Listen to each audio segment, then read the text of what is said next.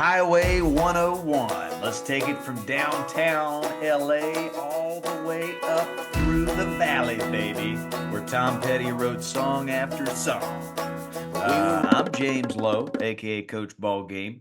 We've got Chad Chop, aka Chopper, and Sean Flicky, aka Coach Flick Money Talking Shop Podcast. Chopper, you're joining us from a new place. Listener needs to know where you're at, brother. Yeah, a little place called Rancho Vistoso. This is northern Oro Valley, Arizona, baby. The Sunshine State. It is not a Fresh, cloud in the beautiful. not a cloud in the state. Got a new office here. I'm really excited about it. Is under construction right now, but we're gonna have a ginormous whiteboard, just like Coach Shana would approve. A big screen, and I've got my printer, my laminator. Got a desk that goes up on a push button. Come on, nice little view of nature over there over my shoulder. Bookcases with my beautiful wife on there, and her and I, when we got married 22 years ago, my math served me correct. I'm pretty pumped. Happy to be here. Let's go. What's that Chop. baseball beside the diesel? I see a Oh yeah. baseball beside your lovely wife up there. Is that a home run ball? That will be it's a future home run ball. That is, I believe, still in the wrapping. That's just a high school baseball. That will be going over a fence though. Beautiful. I would have lied and said that it was a Jackie Robinson home run from 1951. We'll do that post. What is that called? After post. Yeah, Whatever. that's editing. Edit. That's editing. And Post. that's called yeah. That's called not being genuine, non-authentic. It's called being a liar. Oh. And it's not what we do here. So I'm going to take that back. I'm going to edit all this out. Chopper, Sean I'm fired Flicky, up. Wait a Flick minute. Money, what do you I- got, buddy? Yeah, but this isn't about me. Can we just acknowledge that Chopper in a leather, like the perfect man cave chair, and a Yep. leather with the beard, the whole situation right now. He looks like a J. Crew catalog exploded, and he's one of the pieces that flew out. Man, just come on. I'm just Yeah. living my best life, man. I feel like Will Ferrell in Old School. It's just like, yeah, asking my mom to make some meatloaf. Yeah, you got like 6 computer monitors over there on that Yeah, table. I mean, yeah. you're ready to go. Flick Money, are you ready to go to Texas this Oh, weekend? are you kidding me? Tickets purchased, coach. Could not be more excited. It's been a while since we've been back in the saddle together. I've just been walking around the house ordering my 4 and 2-year-old to do baseball related things. Oh, now let's go. Come here. Just firing them up, you know. Hey, let's get those toys. You got 30 seconds. Let's go. Reps. We need reps. High five. Here's a Brooke Jacoby, you know, Yes. which is lost a little bit on the 4-year-old and the 2-year-old. They don't get it. But Yep. But hey, that's kind of how I've been rolling as well. We've had a little break since our last Sandlot Tour swing. So Texas, we're going to be coming in hot. I've got Arlington, and then Austin, and then Salado and Beaumont. And Flick Money's going to jump in for most of those.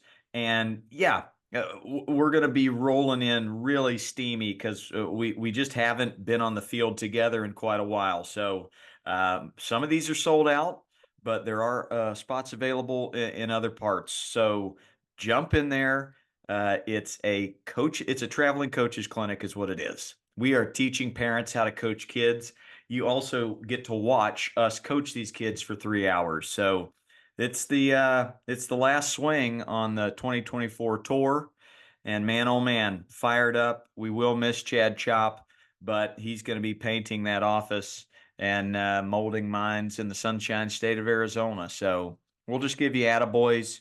The folks in Austin will miss you, but we do have Coach Texie and Coach Jamie flying in from Utah to coach a girls softball sandlot in Austin, Texas, the morning of Sunday. So going to be big in Texas as everything is, and fired up. So that's all I have as far as little appetizers for our episode today. We've got a ton of fan questions, listener questions to get to, but before we get into it, you guys got any top of mind?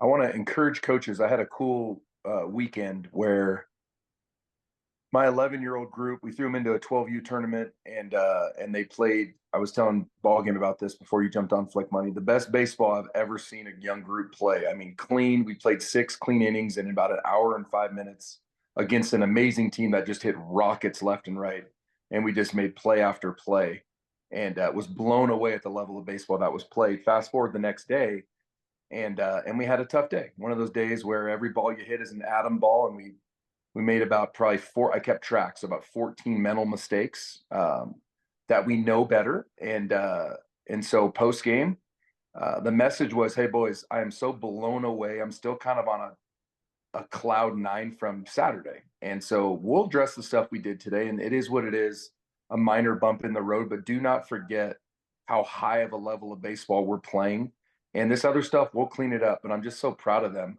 And so for coaches, have the right perspective. You don't want to ruin a weekend like that because the boys have an off Sunday morning. Make sure you remind them what they're up to and what they've been doing. This group's, I think that was like a 23 game win streak that got snapped, and that's bound to happen. And so just for coaches, don't ruin a moment because the boys acted like 11-year-olds, for an hour and a half. Make sure you have that grace and remind them that they are on a path of just really excellent baseball and even more important, high level character kids. Bang Biscuit, do yourself a favor, folks, and listen to the Mookie Betts podcast. He brought in Doc Roberts this past week, and the two of them chatted for an hour. And you want to know what Doc said is going to win this World Series about 2 months ago? Character. Bang.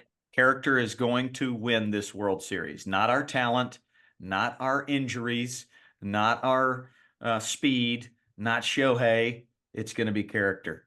Isn't that cool, man? That is just so fantastic. And to listen to them talk, and Mookie and Doc both were like, we were the bad guys. Dodger fans were like, Mookie and Doc, man, they're on their way out. They don't perform in the big moment. And they would have conversations throughout the year on the phone, like, man, we got to win this thing. Like this is kind of urgent for us, for our legacy personally. And they did it, dude. Mookie stepped up. Doc stepped up. Oh, it's beautiful. So that's a great listen to, two friends of the pod, and then go back and listen to the episodes with them on this pod. But really, really good stuff. So good stuff, Chopper. Flick Money, any top of mind for you other than your beard makes me want to be a better coach? Top of mind, Coach. I've been reading the questions that have been coming in from listeners, and thank you so much, listeners, for entrusting us with questions. I'm fired up. I think we just let's just start ripping them off. First one's Daddy Ball.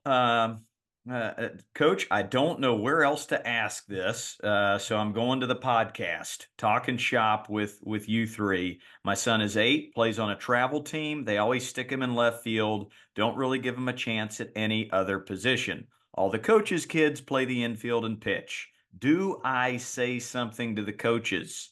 Seems like Daddy Ball is a real thing, and it's kind of ruining my son's enjoyment of the game. Fire when ready. Who's feeling it? I say I Flick Money, get in there. I can go first. I'm a big fan of empowering young people to have important conversations with adults, and there's no time like the present. Now, is 8 pretty young? Yeah, 8's pretty young. He might feel intimidated. He might ask that you're there. But if your child is wanting to play a different position, is wanting to try something different in the batting order, I think empowering them to have a conversation with the coach that goes something like this: "Hey, coach, I really appreciate all you're doing for our team. I love being a part of this team, and I really want to expand my skill set. I see myself as a second baseman someday. I know you've been playing, someone else there. What do I need to do to get better? Mm. What are my get better points? And how will I know if I'm getting better and getting there? What are some markers we can come up with so I can earn some of that time, and put it and then close with the sandwich. Close with, and I really appreciate you hitting me 500 fly balls a week, and it's helping me get better in the outfield. I look forward to an opportunity to help our team win on the infield as well. At no point did I hear any anger or just bad attitude in that tone of yours either, Flick Money. Like, come in with a great attitude, come in thankful for the fly balls that I've been working on. That's going to help me down the road. But I've really been pushing myself and working, on days off on these ground balls. What do I got to do? Is there anything I can do? That's just a great. I mean, Chopper, you got to give that dude a chance if he's coming in with that kind of attitude, right? Yeah, the biggest thing for me as a coach evaluating kids, because you run into this sometimes where kids want stuff, right? But they don't do the stuff outside of practice. So my advice, in addition to everything that you just said, Flick nailed it. Ball game, you always nail it. Is put in work. Put in work so that when they do hit you that ground ball, it's right left field, right left throw, and you're accurate with your throw. So you almost force their hand. Coaches aren't trying to put um, the not best players on the infield. And so my advice to dad would be if your son wants to play infield, then get out there outside of practice and get in some work and make sure that he looks like an infielder when he's fielding a ground ball. I've heard it too often where someone will say, my son doesn't get a chance to play infield. And then you hit him a ground ball and it's less than conducive to an infielder. And so that would be my recommendation. Don't just want stuff or don't just want it for your kid. Is your kid willing to put in the work? And if he is, and he looks like an infielder, then it's daddy ball. Otherwise, and I'm the bad guy all of a sudden on this podcast. If your kid doesn't look like an infielder, coaches are going to put him in the outfield. So make sure that side of it's clean, and then come in with the mental side and the gratitude that Flick Money encouraged you to come in with. I think it's two-part. I think you need both. Mookie Betts takes ground balls every day to make him a better outfielder. And it showed up in the World Series, the way he's able to read a ricochet off the wall, footwork, and a quick spin and throw. He learned that from Jason Hayward. Jay Hay, the lefty, would take ground balls at third base before games just to have better footwork as an outfielder. So there's a twofold answer for you too. You know, if you're showing up early and you get there before the coach and you're taking some ground balls from Big Brother or Dad, and coach is like, "What you doing here, bud?" He's like, well, "I'm just trying to become a better outfielder." Mookie Betts said he takes ground balls in the infield to become a better outfielder. Man, just do whatever you have to do. And if you do everything you can with a great attitude and the coach is still like, no, this is not how it's going to be, good on you for showing all those sons of the coaches how to outwork them, right? You're making those kids better players. You're putting a rock in everybody's shoes. So, um, yeah, come at it with a positive lens, and just know that I firmly believe that um, you can outwork the talent. The greatest of coaches, they'd much rather have vigor over talent any day. Hey, So I'm coach. out vigor them. Yeah. And just to button this up, I'm going to add a third prong. Just hit me. The conversation with your child is really important. How are you supporting the conversation with them? Because if the child's love for the game is dependent on them getting to play a specific position, then that's also an area that needs to be looked at. Um, Outfield's a critical part of the game. And we can, from Barry Bonds, and we can go down the list, and I can tell you some of the greatest players in history who played left field. Uh, Ted Williams, Barry Bonds being at the top of my mind. You don't get as much action, but boy, when you get one in left field, there's more right-handed hitters. They are huge, and they're spinning sideways, and they're rockets, and it's with guys on base. So um, there also needs to be supporting your child's love of the game from all different angles. It can't just be I love the game when I get what I want. That's not love. That's something else. That's has something to do with I don't know. Don't want to veer it off into like a super dark place, but it's a little bit at the early stage of narcissism. Like as long as I'm getting what I want, then everything's cool. No, you're part of a team, and this is how team dynamics go. So we can work on all three areas, and I think you'll be in a great spot. I can Yep. speak to this with Bo. So Bo's an elite shortstop. I mean, he'll take your breath away with his defense. There's a couple teams he goes and helps out with where they put him out in center field. The last thing that I think is, why is my son not at short? Is he better than their shortstop? Yeah, by a lot. But guess what? I love him in center. I love him in right field. I love him in left field. I love him playing first base. Wherever they need him, he's appreciative of the opportunity. And you're not going to see an outfielder taking a pre-pitch on every pitch in right field like Bo Chop, like it's Game 7 of the World Series. So, yes, I do think that there are times when folks just think it's an unfair situation for their kid. Just make sure you button up your end, and then you are just available. And I love the conversation with Coach. Hey, my son would really love this opportunity. We've been working really hard. I think it's really smart to be there before practice starts, ball game, like you recommended. And then that's an organic conversation. Hey, why you guys out here so early? Oh, Billy wants to, he really wants to play third base. So we're just trying to get better so that if the opportunity ever presents itself, he can help the team. And thank God the Dodgers have put this in vogue lately. Tommy Edman starting center field game 2, second base game 3, shortstop game 4. Kike, he's all over the place. So they're the most popular team in the world right now, and they are all over the joint. Love it. This one comes from Coach Guitar Hero. Attaboy, Coach. Question for the pod. My son's on a 10U travel ball team. First time. We are 4 to 6 weeks into the fall. I didn't do my recon, and I should have been a little more prepared. It's 100% not a fit for us. Practices are uncoordinated, mostly not focused on skill development. I could go on and on. Should we stick it out or run for the hills? Worried that walking away is sending the wrong signal. My son has said he would rather practice in the backyard with me. Having a crucial conversation with a coach is likely not going to go well. I'm stuck sitting here enduring these scrimmages and chaotic practices. Any thoughts? I'll tee this one up for Chopper first. What do you got, brother? I'd run for the hills. Yeah, I think it's pretty simple. I think you just explained to your son why you're running for the hills. I love the contrary, viewpoint of you finish what you start, but not if it's just this. I mean, I think there's some benefit to be like, no, this isn't the right fit for us. You do it with gratitude again. Hey, thank you so much for the opportunity. We're gonna look for a different one, but best of luck to you and all the boys. And that's how I would handle it.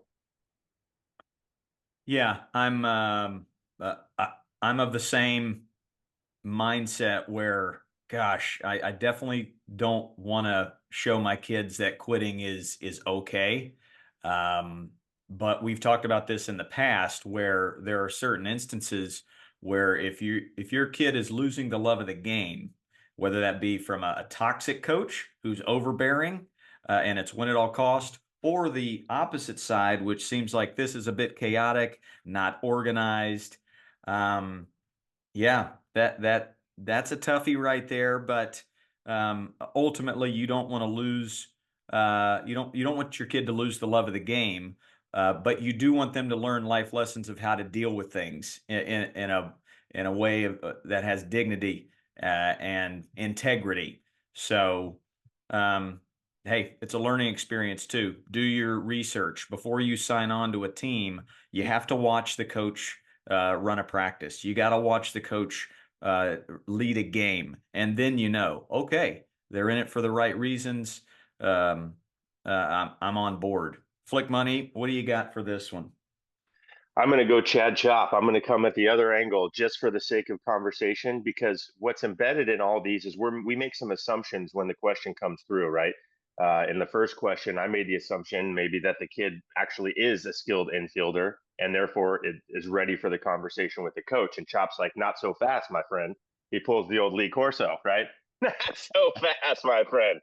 He might need some work on the ground ball. Similarly, here, the assumption is that based on this, that what's happening on the field is uh, horrific.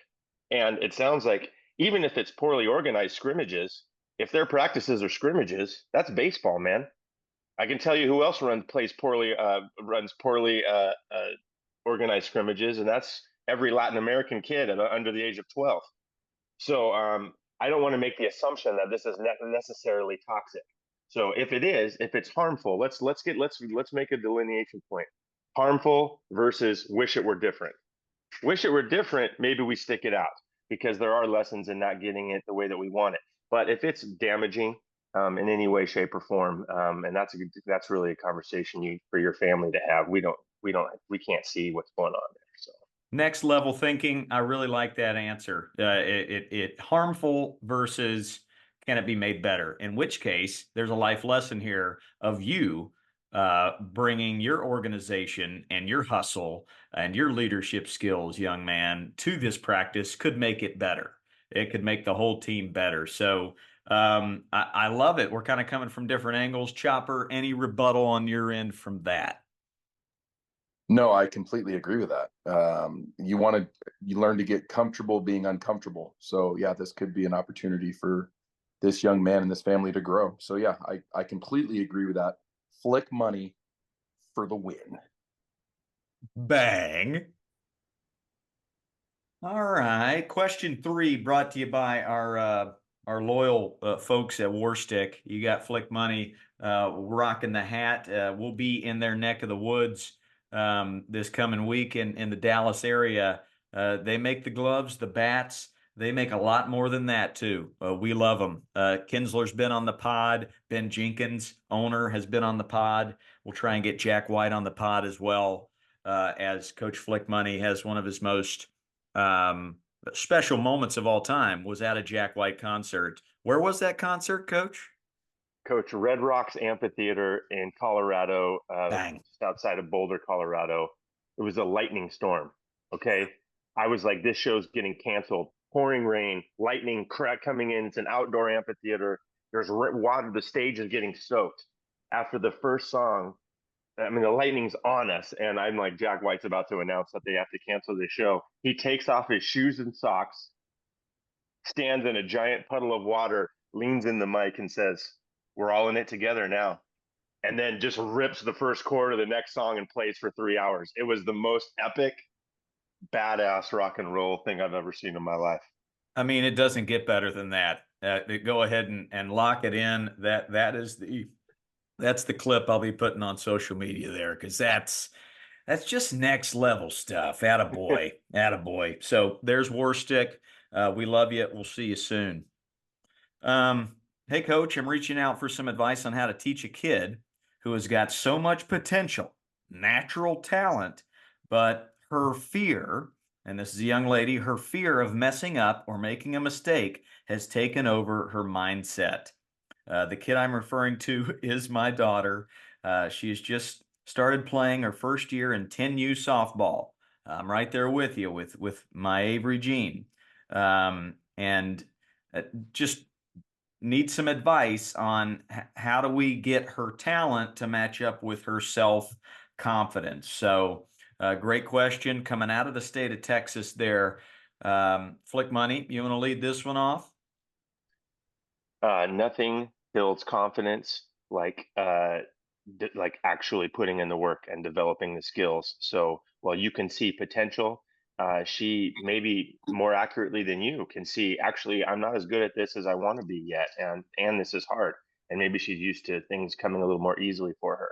So uh, rather than fighting and saying no, no, no, no, maybe we go the other way. We just dump energy into, if you have the time and energy and the know-how, then let's develop the skills. And if you need to reach out to someone, find someone locally in your area who's excellent, especially on the softball side, and put in some extra work and some time and build that confidence, because reps build confidence. Little context here.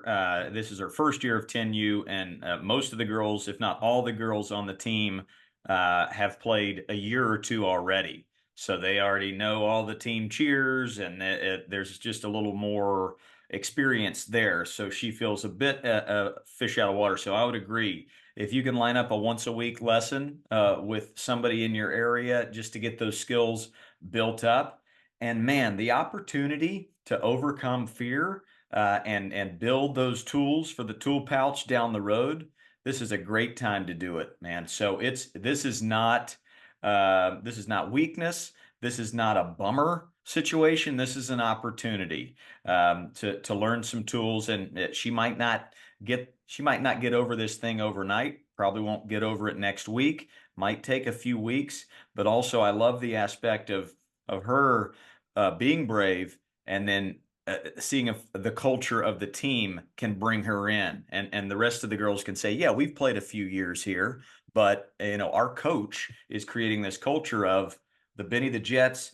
the Smalls, the Squints. We're all in this thing together. We're going to meet each other on our own playing field. What can you teach us? You've got talent. You don't have as much experience as us, but you've got talent. So hopefully, if you're the coach, Dad, create that culture of bringing everybody together. Chopper. I mean, I can speak to this with a young man that joined our team 2 years behind everyone else about 3 months ago. And his last tournament he just had over the weekend, he went 5 for 6 with like five doubles in the gap. He pitched at an extremely high level. And so what's the answer? What's the secret sauce? He's putting in extra work, man. He's the guy he'll stay after practice. So like we'll have practice from 7 p.m. to 9:30 at night. He'll stay there till the lights turn out with his dad. He was doing extra work with me at least once a week, if not twice. And then his dad was going out with him twice in addition to that. So they were going 7 to 10 events a week.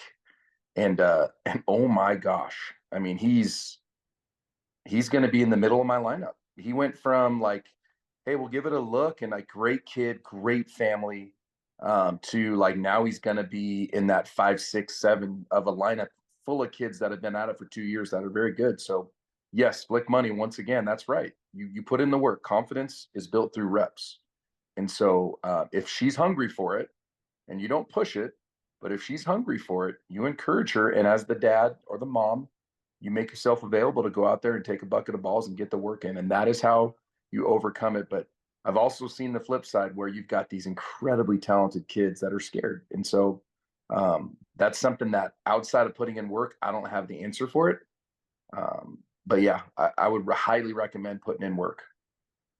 Yeah, it's a great, just a great life lesson ultimately, and all of that talent when you match that up with hard work and overcoming adversity, that's when we get into great mode. So I would lead off, Dad, with I'm just proud of you for trying this thing for the first time. That's so brave. I have moments in my life where I wasn't brave and I just quit. And you're one upping me there, young lady. So I want to say you're awesome for that. Now, here's three things I think will work, and that's every Tuesday afternoon we're going to meet with Coach Flick Money at his indoor facility and work on this hitting thing. Every Thursday, me and you will go hit some ground balls and work on your fielding to build up that confidence. But yeah, I see good things coming from this. As long as you don't push her, you don't yell it out of her. If you try and yell the fear out of her, lose lose. You're going to lose the player, and you're going to lose the daughter as well. Coach, I've never heard anyone say in my life, and maybe you guys have, but I doubt it. I've never heard anyone say, man, I wish I hadn't worked so hard for a goal. Right? No one's ever said that. And so there's tremendous power in putting in work. And she may not be the next Jenny Finch, who cares? But she learns how to work hard, and that'll take her extremely far in life. You have a goal, you work towards it, and you achieve the goal. It's a beautiful thing. Yeah, and then when she hits high school and there's that tryout, and everybody's right there with her or a little bit better than her, and she doesn't make the team her freshman year, well, I've gone through this before. I know what to do. I know how to respond. Teach, respond. That's a great place to stem from when you're thinking about it. This is a really well thought out question, and we're going to learn a lot just by reading this question. I'm a 9U coach, and I have an amazing athlete on my team. Definitely top two most talented kids I've ever seen. The only issue is his attitude. I've tried so many different things to get through.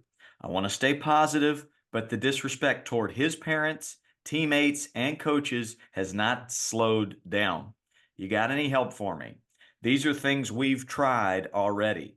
Talking calmly, explaining the strikeout isn't a big deal, leaned on his love of MLB players, asking him to tell me how many times his favorite players struck out. Bryce Harper struck out a lot. Getting loud, benching him for an inning, benching him for an entire game uh, because he was getting physical with a player when they were trying to cheer them up. Not allowing him to bat one game, pulled him out of the dugout until he calmed down and apologized to the team. We've put him in charge of warm-ups, breaking the team out. Seems like this is a listener of the pod. They have really tried a lot of tools we talk about. Made him see his little brothers looking up to him. Talked to him with his parents, who are just as frustrated as us coaches. And we've tried baseball cards for coming back from a strikeout. Nothing seems to be working.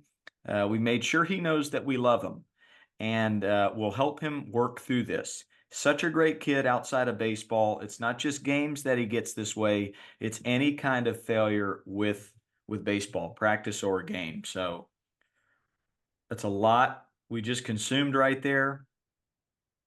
Um, Flick Money, you want to lead off here? You seem ready to rock.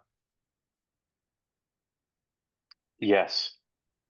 Let's get down to the roots. What's really happening here? The child is at any sign of failure is has explosively big feelings about failing.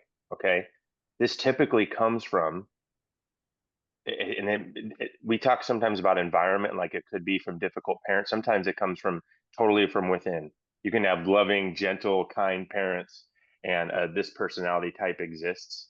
Um, and it is that explosive big feelings.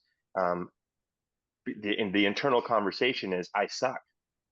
And like in a really like fundamentally, I don't have value like that. I'm terrible. It's like that deep of a feeling inside of it. And so there you get the explosive big feelings. And then in order for the psyche to try to survive, to try to live, they're reaching for anything they can grab onto so they don't get pulled under the water. And so they start lashing out at the people around them. It's your fault. You suck. Whether it's teammates, umpires, other people that are close to them. And it's a very, very difficult. The reason I'm saying this is the compassion has to be for, think about how hard that would be to live in that experience. That's a difficult experience to live in, that my worth is zero when I'm not performing well. And so that's tricky. And so I just want to salute you, coach. Thank you for bringing this to us. It is not going to happen overnight, obviously. You have them on a 9U team. This is going to be a lifetime journey for this young person. As Coach Ballgame always says, when this matures, you are going to have potentially an incredible, they're going to hate losing and hate doing it wrong so badly that the potential is there to become that kind of master level, you know, Tiger, Kobe, Michael Jordan, the people they talk about that just hated losing. So it meant so much to them. They were willing to do anything to get that next level of greatness out of them. And the potential exists inside of this child. But what do you do right now? I think you're doing it. I think you're doing it. I think it sounds like you're using some carrot, some stick, um, but just know you are in for a much longer road to hoe. And I know the desire to see immediate change, but you're talking about a very young person who doesn't have the prefrontal activity to say, hey, let me evaluate my feelings right now and let me think about how I'm doing this. They just don't have that yet. So I would just say, when it comes to putting hands on other kids, you have to have some hard boundaries. Hands on other kids are a no. That equals again, you're out for a game, right? Uh, Screaming at people, there has to be a hard boundary on that. So, but you need to come up with a consistent one so that eventually, if they dislike that enough, sitting out, not being able to play, whatever the thing is, I think you just got to stick with it. And know that it might look like it's not working 712 times, and maybe the 713th time something clicks, and the kid's like, actually, I don't want to sit off this inning. I kind of like hitting. So I think you're doing all the right things, and I appreciate that you're loving them and letting them know that your love for them is not connected to their performance. That unconditional positive regard or unconditional love is huge. And just understand you're in a marathon. This is not a sprint. Um, so I salute you. Yeah, coach, Double it I kind black of salute. sounds like you're on this earth for this kid. I have met many a coach that just give up after 12 different tools they've pulled out of the tool pouch, and nothing seems to be working. I'm seeing no change. And it's just enough. You seem to have the patience of Job, and maybe you're on this earth and you're on this team for this kid right here. So I applaud you. I say the same thing. The work's already been done. That all that those types of kids, what I've found, they are gaining so much more than you know. As much as they hate losing and hate failing, they pick up all the love. And when that kid puts his head on the pillow at night, he is so thankful for you. Does not know how to communicate that with you. Probably never will, but man, does he love that you care about him, and they also love boundaries. So I love this kind of finding his love language. What is he really? What's a big consequence for him, and make sure that matches up with the high action. If there's hands-on people, if they're screaming, then that equates to that consequence that they really dislike. I think those are the 2 points I wanted to get across. Chopper. No, you guys hit the nail on the head. His list of what he's tried is incredible. I mean, it's everything we would try. So, um, your culture is what you tolerate. I'll say that. And so you've got to ride this fine line between, um, setting a standard that you're unwilling to waver on versus the love of the kid and making sure we don't lose the kid or he ends up going to another situation that won't show that love or even try to hold him to a standard. So, yeah, y'all nailed it. This is a really tough one, but keep trying, man. Keep trying. Keep loving the kid. I And was for the going to add parent, one tool. Oh, sorry, coach. I was just going to say, and then it's you, Flicky. To communicate with the parents, just start off with this will be a great trait one day. It has Yeah. not matured. It's not even close. There's a long way to go, but one day that will be a grinder. So that's something good for the mom and dad to hear because they're frustrated too. Yeah, coach, and I agree. And the boundaries are what we don't want to do, but let's also frame it. Let's give them some things we do want to do. What's the goal? The goal is you make an out and you find a way to get the energy out in a way that doesn't harm someone else, physically or verbally. So if that is, let's work with the child. Hey, if I bring in this squishmallow, and you can come in, you can give that squishmallow five good ones in the chops when you make an out instead of yelling at someone else. That's progress. And maybe you're like, that's a little intense. But let's figure out something that we can do, and if they do it, then let's also have the positive reinforcement side that they're making progress, right? And so we have the hard boundaries that we don't want to do, but we have to draw pictures for them of tools that we can use. If it's holding their hat over their face and screaming into their hands as loud as they can for 5 seconds, even if it feels like shocking to the people around them, hey, that's progress because we're not directing it at somebody else. And so let's try to find some goals and then and awards. Award great choices when they do hit those marks. I've also found that these kind of kids, the progress isn't linear, right? Like 2 steps forward, 1 steps back, 2 steps forward, 1 step back. A lot of times these kids are like 4 steps forward and then 19 steps back, and then 1 step forward and 8 steps back. And that's kind of when we give up and we're like, I'm done.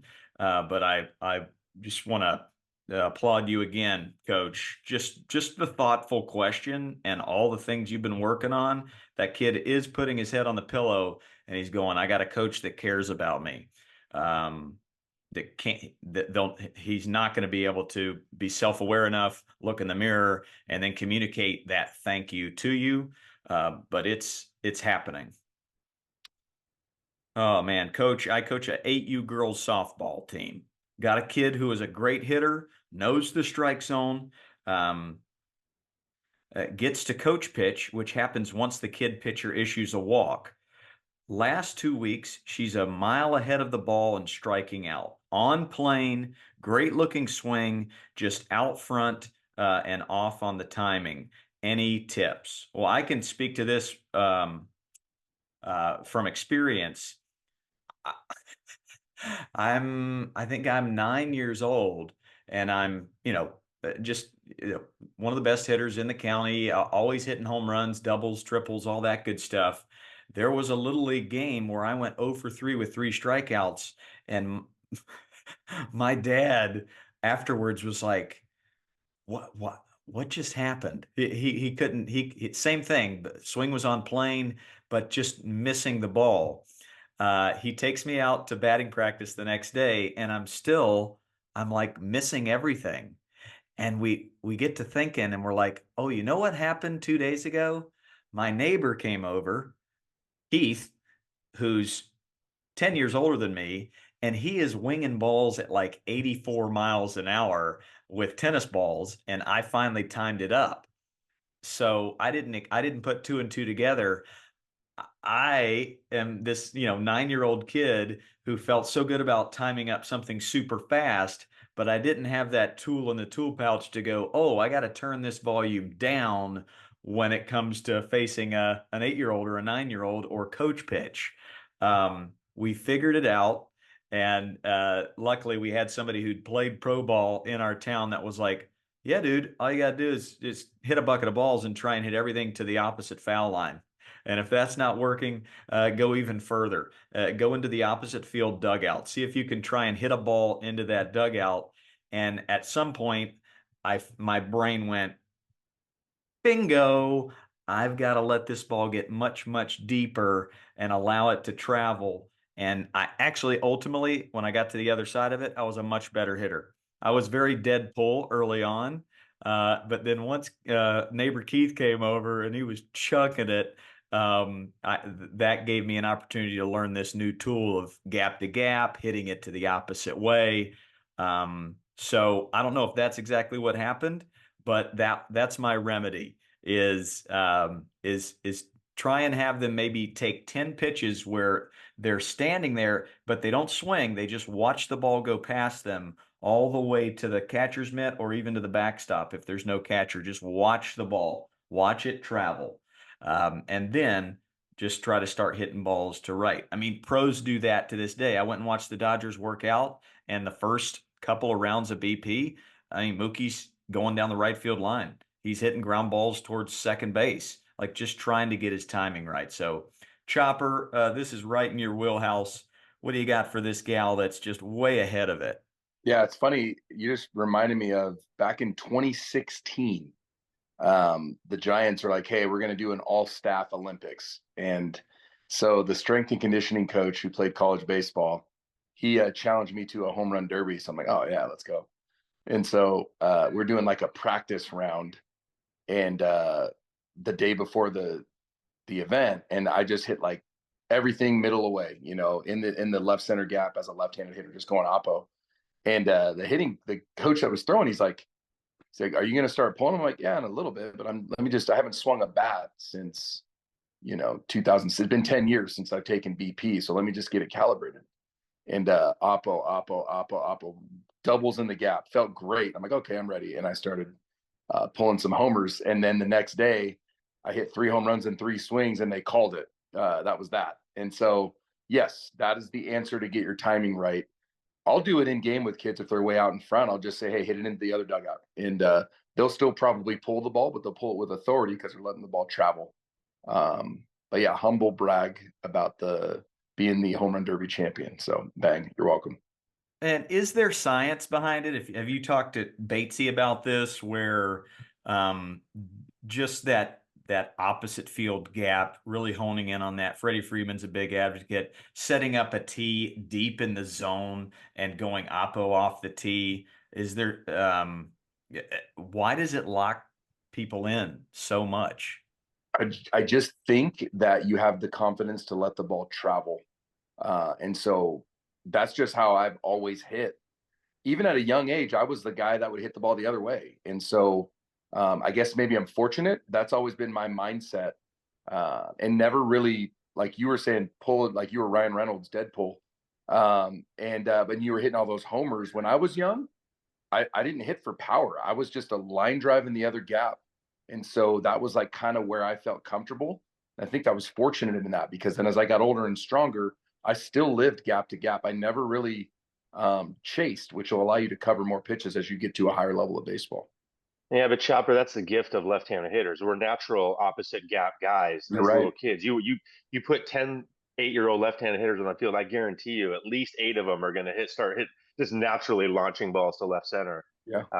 Because It, it's a it's burden. just the way that the field's turned and the rotation of the earth and some other things I don't understand. But one thing, coach, that I would also train, you can train. What she's doing is she's reacting to the movement of the pitcher. So she's seeing the pitcher do some things, and her brain is like now.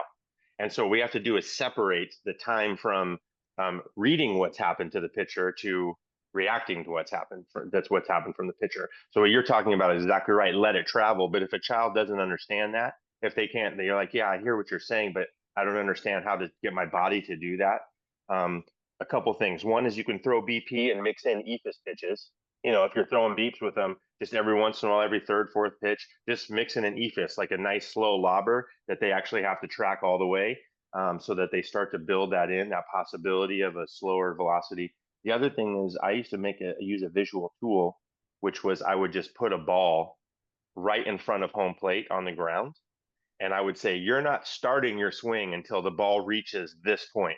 Like I need you to a visual of what to see when that ball gets here. That's when you start your swing, and that's going to make it be deeper in the zone than you're used to. So just a couple tricks if it's a if she's having a hard time separating read from reaction.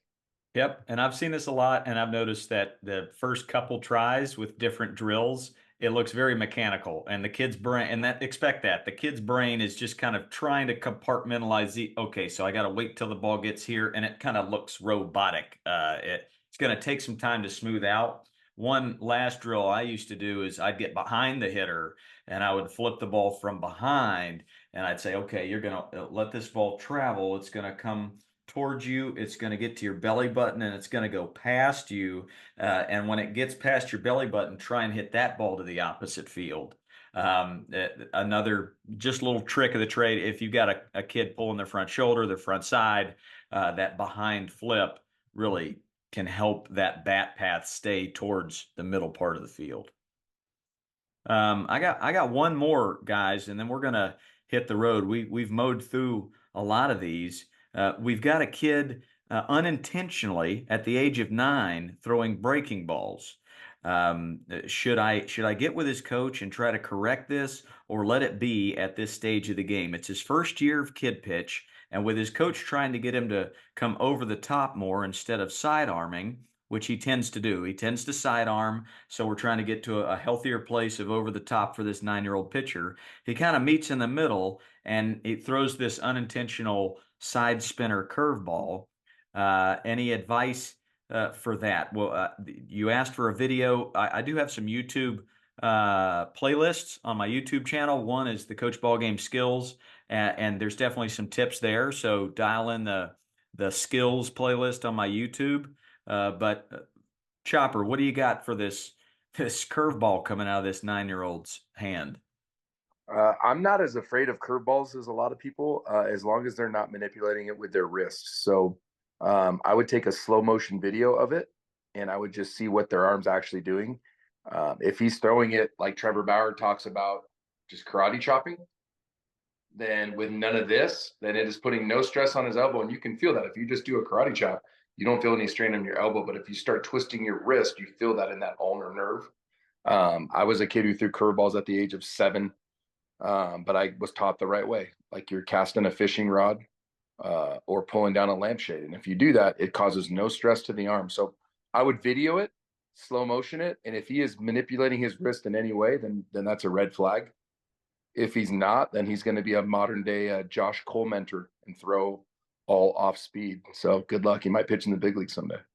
Yeah, I would say if he is trying to throw a fastball and this is just coming out as a curveball, then I would start with something called the wrist flip, where you're very close to the kid. He's got his glove under his elbow, and you're just flipping the ball with a little flip and creating this backward spin. You do want to teach backspin. If this kid's throwing curveballs from right field into second base, then we've got a mechanical issue, in which case you can over exaggerate the pointer finger to make it almost pronate, because right now it feels like his hand is on the side of the ball, causing this curve type of spin. So really teach this pointer finger and even the middle finger to go straight down or even pronate to create this backspin feel. They can lay on their back and do this to themselves, but that's a great place to start. Then I would back them up and get them in an L shape where they're not stepping, they're not taking their arm all the way back, but from this position here where it looks like you're raising your hand in class, they're just flipping straight down, and create an award system where, ooh, that was backspin, that's a card, or that was side spin. No good. But I saw a lot of that when I did lessons for a decade. I saw a lot of just the hand on the side of the ball and unintentionally creating this side spin. So sounds like he for some reason or another, he came out of the womb wanting to go sidearm. We're teaching him to go over the top, but he's somewhere in the middle here, with that side spin. So, Flick Money, anything for the kid? Clean I'm going to Fuego, go. sorry, boys. Clean Fuego is a great tool for that. And you can get the youth size, cleanfuego.com. That's Connor McGinnis, assistant pitching coach for the Dodgers. He created this tool that can basically show you when you throw your spin efficiency. So he'll throw this thing and it'll do that little curve, and then he'll just keep working with everything you just said, ball game, but it'll get that true feedback. And once it's starting to go with that proper spin, staying on its axis, then you know you've got it kind of dialed in. Awesome. What's that called again? Clean Fuego. Clean Fuego. Bango. French. Beautiful. Uh, I'm going to go Diablo Advocati, which I believe is Latin for devil's advocate here. I'm curious why we feel the need to change the youngster's arm angle at all, because those of us who've been around the game long enough know the old school, they wanted everyone straight up over the top. That was how they taught everybody. What we've learned, what kinesiology has taught us, is that the closer you are to your natural walking arm swing, this one down here, the less strain there is, especially on the shoulder, the whole shoulder situation. So if you've got a youngster that's a natural side armor, it's actually less strain on their arm. And now you've changed their natural arm angle, and now you're trying to combat a problem that's been created by this change from pushing them up. What if we just let them pitch from the natural side arm angle, which is nasty, A. B is usually a natural sinker that comes out of there from the side. Unless it's like, sometimes not all sidearm angles are built the same. If it's a mess and you can't throw strikes and it's like, it's alligator armed or something, maybe there's something to work with here on the moving it up. But I would say, if you're going to go into all this detail and go to Clean Fuego and learn, maybe we also learn what comes out of their hand naturally. If you say, go back to your natural angle, just throw it how you want to throw it, and let's see what it looks like. Because it could keep him pitching for a while. I like Indeed. that. I'll get some flack on social media when I go to. I mean, there has to be a baseline somewhere, and the way I teach a coach who's never coached, how do you teach throwing? Well, I'm going to separate the hands, and I'm going to get the ball away from the glove. I want that ball glove separation, and I want to create some sort of straight line to a target. So, my words are point the glove to the target, knock, get that ball behind your head away from you and knock it towards the sky, and then fire. But obviously, that could create some tension in the elbow. I think the common ground for everything is smooth. Can you create this smooth release, this whip kind of release where it's not mechanical, it's not robotic, there's not squeezing, and there's no tension in the arm. It's just this spaghetti noodle. It's this whip. So I will forever get the kids into a position where they're going to succeed 9 times out of 10 by getting that ball getting that glove, getting their knees, their hips, their shoulders, everything lined up to the target. But at a certain point, yeah, you got to see, well, what feels natural to this kid and what's going to create less injury. So I like this. We don't really get into the weeds of X's and O's and throwing and catching much, but that's a good one for Shizzle. Um, well, there's an hour of episode 101, and I want to say it again to all of these listeners that are sending in these questions. These are great questions, and just by you sending in these questions, you care. You're volunteering your time, and you really care about these kids to the point where you're going to ask um, some pros what to do. And I'm not saying I'm a pro, but we have seen a lot of these stories, and we've learned from our failures. So happy to chat about it each week on the pod. Boys, what do you have to button up this wonderful episode? Appreciate you both. Have a great rest of your week. Good luck in Texas. And Yeah, don't forget to rake bang. we'll miss you, buddy. Miss you too. Flick money. I'm wishing for everyone a week of getting exactly what you need. It's not the same as getting exactly what we want, but may you get exactly what you need this week. Yep, I think Mick Jagger said that many times over.